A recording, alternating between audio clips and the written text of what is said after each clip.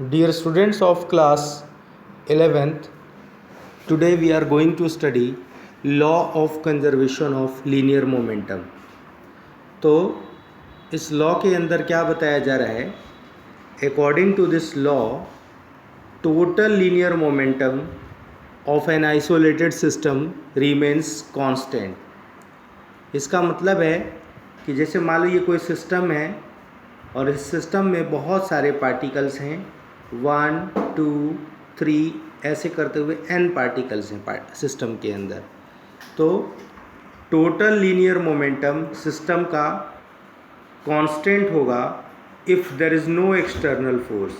अगर सिस्टम पर कोई एक्सटर्नल फोर्स ना लगे, if there is no external force on the system, then total linear momentum of the system remains constant. So according to Newton's second law, जो हमारा force है उसका formula होता है F इक्वल्स टू dp/dt, यानी rate of change of linear momentum. तो अगर कोई एक्सटर्नल फोर्स नहीं है सिस्टम पर तो F की वैल्यू ज़ीरो हो जाएगी। तो ज़ीरो इक्वल टू हो जाएगा dp/dt। तो dp/dt तभी जीरो हो सकता है जब p की वैल्यू कांस्टेंट हो। तो अगर p की वैल्यू कांस्टेंट है इसका मतलब कि मोमेंटम कंजर्व्ड है। तो अगर सिस्टम पर एक्सटर्नल फोर्स ज़ीरो है तो उसका टोटल मोमेंटम कंजर्व्ड रहता है। तो dp/dt equal to constant zero, इसका मतलब कि कांस्टेंट का डिफरेंशिएशन ज़ीरो के बराबर आता है। तो अगर सिस्टम में n पार्टिकल्स हों जिनका momentum p1, p2, p3, pn हो, तो टोटल मोमेंटम हो जाएगा सिस्टम का vector p equal to p1 plus p2 and so on up to pn, सभी पार्टिकल का टोटल लीनियर मोमेंटम। इसको हम ऐसे लिख सकते हैं, vector f equal to dp/dt और p के प्लेस पर आ जाएगा p1 plus p2 plus p3 plus pn। If external force is zero then d/dt of p1 plus p2 plus p3 plus pn equals to zero, या p1 plus p2 plus p3 plus pn equal to constant माना जा सकता है। तो इस तरीके से system का जो टोटल लीनियर मोमेंटम है वो कांस्टेंट हो गया। अब इसको हम डिराइव भी कर सकते हैं।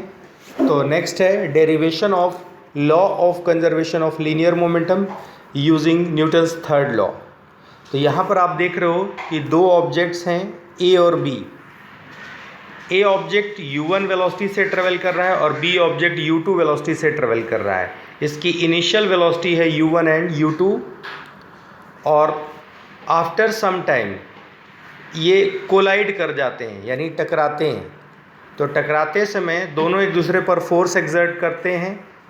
As you can see in this diagram, यहाँ पर दोनों एक दूसरे पर फोर्स एक्सर्ट करते हैं और कोलिजन के बाद दोनों सेपरेट हो जाते हैं। तो ये बिफोर कोलिजन का केस है, ये ड्यूरिंग कोलिजन का केस है और ये आफ्टर कोलिजन का केस है। अब आते हैं कि मोमेंटम कितना होगा। मोमेंटम कैलकुलेट कर लेते हैं एक बार। तो total linear momentum before collision, तो total linear momentum before collision for the system, ये सिस्टम में दो पार्टिकल्स हैं ए और बी, तो उनका मोमेंटम लिखेंगे। तो पहले लिखेंगे linear momentum of A plus linear momentum of B. तो ऑब्जेक्ट ए का मास m1 है तो उसका मोमेंटम हो गया m1u1 क्योंकि उसकी वेलोसिटी u1 दे रखी है, और ऑब्जेक्ट m2 की वेलोसिटी u2 है तो उसका मोमेंटम हो गया m2u2। मोमेंटम क्या होता है? Product of mass and velocity. तो टोटल मोमेंटम बिफोर कोलिजन हो गया m1u1 प्लस m2u2, और कोलिजन के बाद आफ्टर कोलिजन, जब ये है ड्यूरिंग कोलिजन का केस, आफ्टर कोलिजन दोनों सेपरेट हो जाते हैं। तो सेपरेट होने के बाद उनकी वेलोसिटी कितनी दे रखी है? v1 और v2। तो टोटल मोमेंटम आफ्टर कोलिजन है m1v1 प्लस m2v2। तो इससे मोमेंटम में कितना चेंज हुआ? चेंज इन मोमेंटम ऑफ पहले ए के लिए लिखते हैं। तो ए का फाइनल मोमेंटम है m1v1 और इनिशियल मोमेंटम है m1u1। तो m1v1 में से m1u1 घटा देंगे तो ये हो गया change in momentum of A. ऐसे ही change in momentum of B हम कैलकुलेट कर लेंगे। इसकी फाइनल वेलोसिटी है m2v2, इनिशियल वेलोसिटी है m2u2, तो ये हो जाएगा m2v2 माइनस m2u2। ये हो गया change in momentum of b after collision. अब ड्यूरिंग कोलिजन में क्या है कि मान लिया कि F let the body B exerts a force FAB on body A, यानी FAB क्या है बेटा? FAB है force exerted by body B on body A। तो न्यूटन के थर्ड लॉ से हमें प्रूव करना है। तो न्यूटन का थर्ड लॉ क्या होता है? To every action there is always equal and opposite reaction. तो FBA इक्वल टू होना चाहिए माइनस FAB। इसका मतलब है कि force exerted by B on A should be equal to force exerted by A on B। तो इस तरीके से, और मान लो कोलिजन का टाइम डेल्टा टी हो, मान लो कोलिजन बहुत ज़्यादा टाइम के लिए नहीं होता, कुछ मिली माइक्रो सेकेंड के लिए ही दो ऑब्जेक्ट कोलाइड करते हैं। तो अगर कोलिजन बहुत ही शॉर्ट टाइम डेल्टा टी के लिए हो रहा हो तो impulse of the force acting on A, impulse of force acting on A on body A लिखेंगे जब, तो ये हो जाएगा FAB into delta T. Impulse का क्या फॉर्मूला होता है? Force into delta T. तो ये हो जाएगा FAB इंटू डेल्टा टी। ऐसे ही impulse of the force acting on body B निकाल देंगे तो FBA into delta T. FBA क्या था? Force on B due to A, और FAB क्या था? Force on A due to B। तो इम्पल्स होता है change in momentum, impulse equal to होता है चेंज इन मोमेंटम। तो हम दोनों बॉडी के लिए अलग अलग निकाल लेंगे। तो पहले इसमें फॉर बॉडी A लिख देंगे तो FAB इंटू डेल्टा टी। ये हो गया impulse on body A, FAB into delta T equal to, impulse से बॉडी A का मोमेंटम चेंज हो रहा है, तो change in momentum body A का था m1v1 माइनस m1u1। ये हो जाएगा m1v1 माइनस m1u1।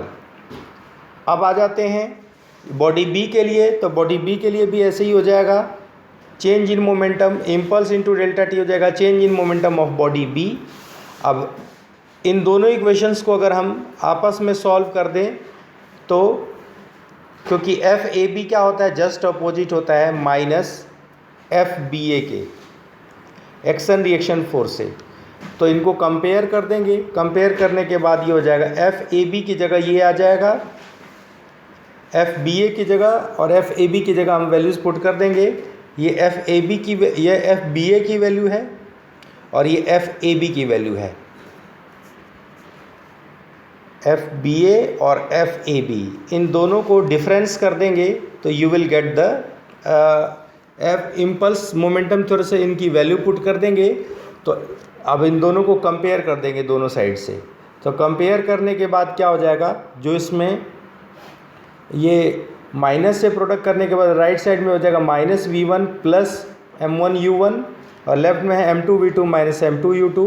तो u1 वाले टर्म्स को एक साथ कर लो तो ये हो जाएगा m1u1 माइनस वाला जो है प्लस हो गया है, और m2u2 राइट साइड में जाएगा तो वो भी प्लस हो जाएगा। तो आपको रिजल्ट मिल जाएगा m1u1 plus m2u2 equal to m1v1 plus m2v2, यानी total change in momentum before collision equal to हो गया momentum after collision. So this is the law of conservation of linear momentum. अब इसके कुछ एग्जाम्पल्स भी हैं, इसके एप्लीकेशंस भी हैं, जिसमें पहला एप्लीकेशन है रिकॉयल ऑफ गन, गन का पीछे हटना। जैसे इस गन में से बुलेट v वेलोसिटी से राइट डायरेक्शन में जा रही है, तो गन जो है पीछे की तरफ वेक्टर v वेलोसिटी से, यहाँ कैपिटल V क्या है? Velocity of gun, small v क्या है? Velocity of bullet. तो रिकॉयलिंग ऑफ गन का मतलब है कि गन का पीछे हटना, and it is based on law of conservation of linear momentum. तो देखो हमने क्या मान लिया कि बिफोर फायरिंग गन और बुलेट दोनों रेस्ट में हैं तो टोटल मोमेंटम 0 है, और आफ्टर फायरिंग टोटल मोमेंटम अगर हम लिखते हैं तो बुलेट का मोमेंटम हो जाएगा m into vector v small v, और गन का मोमेंटम हो जाएगा capital M into capital vector v। तो गन का मोमेंटम हमने मान रखा है, ये गन का मोमेंटम है m कैपिटल वेक्टर v, और बुलेट का मोमेंटम है m स्मॉल वेक्टर v। तो दोनों का सम हो जाएगा m vector v plus capital M vector v। But law of conservation of linear momentum से ये दोनों का जो सम होना चाहिए वो, यहाँ ध्यान दे दो, इन दोनों का सम कितना होना चाहिए, it should be equal to 0। तो वेक्टर v इक्वल टू हो जाएगा m minus vector v upon m। तो v इक्वल टू जब हम लिख देंगे तो हो जाएगा mv बाई m। तो इस तरीके से रिकॉइल गन की रिकॉइलिंग हो जाती है and recoil velocity of gun is inversely proportional to mass of the gun. Heavy gun recoils with small speed and light gun recoils with large speed. यहाँ देखो ये हैवी गन है, ये इसकी वेलोसिटी जो होगी क्या होगी, क्योंकि यहाँ पर इन्वर्सली प्रोपोर्शनल का रिलेशन आया है, required velocity of gun is inversely proportional to mass of gun. तो जो गन की वेलोसिटी कम है क्योंकि उसका मास ज़्यादा है, और बुलेट की वेलोसिटी ज़्यादा है क्योंकि उसका मास कम है। सो this is the law of conservation of linear momentum. तो ये इसका पहला एप्लीकेशन था। तो thank you, thanks for today.